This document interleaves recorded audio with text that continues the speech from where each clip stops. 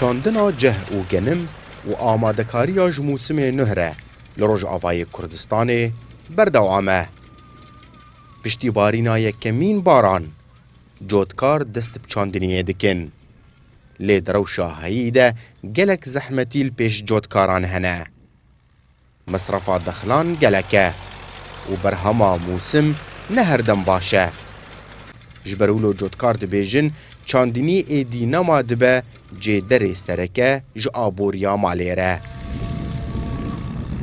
بتونا سماد ب 380 دلاری یعنی اف ايرو دلار ب 2008 زيدي مليون كي تشي دبه وبزرجي والقيسه وجوجي والقيسه يعني شغله واز زحمتك الي كاريك بوارنا بج الي بزر وسماد ده قلت زحمته والله كيلو بزر ب 6 ورقه خيمه بيجن جه قلنا مثلا 400 ورقه سر دكلفين سبي جاي سماد بكو درمان بك افش خلاف حقي جوت اشتر حاسبين يعني سرويز كلفك موسم ني قلت بخسره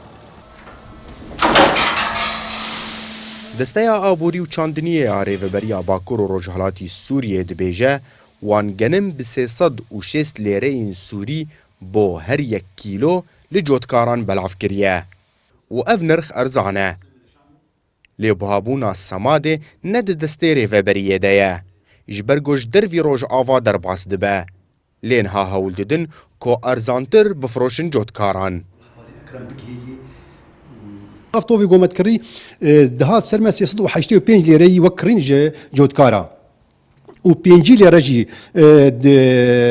bêjinkirina wî de û dermanê wî de û dixistina wî kîsa de yanî 435 lêre dikelifî ser me me 360 da yanî 75 lêre serê kîlwê ev deam bû ji vê maddehanê re ji bo xelk pişta xwe nedin çandiniyê û bi rastî madak stratîjî cem em dixwazin tev ji ber meîşeta milletê me û xelkê me yî Bakur Rojhilatê Sûriyê tev li ser zîraetê ye. Di salên bihûrî de û bi sedema bilindbûna nirxê dolarê Emerîkî beramberî lêreya Sûrî, mesrefa dexil û zadan gelekî bilind bû û eger dexil avî be û were sematkirin, tevîkiriya destê karkeran û alavên çinîn û çandiniyê dê berhem bêsûde be. Ekrem Salih, Kurdistan 24, derdora bajarê Amûdê.